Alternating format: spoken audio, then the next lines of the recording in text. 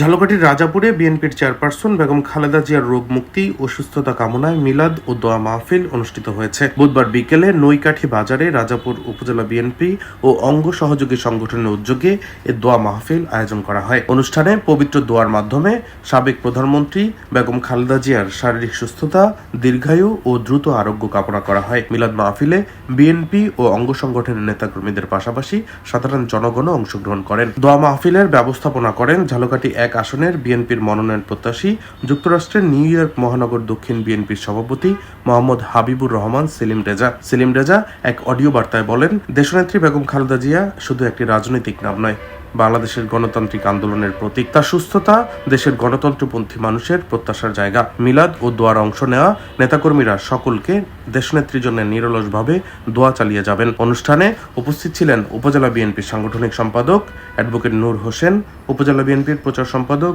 গোলাম মোস্তফা শিকদার, রাজাপুর সদর ইউনিয়ন বিএনপির সভাপতি মতিউর রহমান টুকু মৃধা, সাতুরিয়া ইউনিয়ন বিএনপির সাংগঠনিক সম্পাদক দেলোয়ার হোসেন দিলীপ মেম্বার, মঠবাড়ি ইউনিয়ন যুবদলের সভাপতি আবুল কালাম হায়দার শিকদার, রাজাপুর উপজেলা যুবদলের সদস্য রফিকুল ইসলাম নয়ন খান, মঠবাড়ি ইউনিয়ন যুবদলের সাংগঠনিক সম্পাদক হালিম গাজী। ডেস্ক রিপোর্ট, দৈনিক ডেস্টিনি।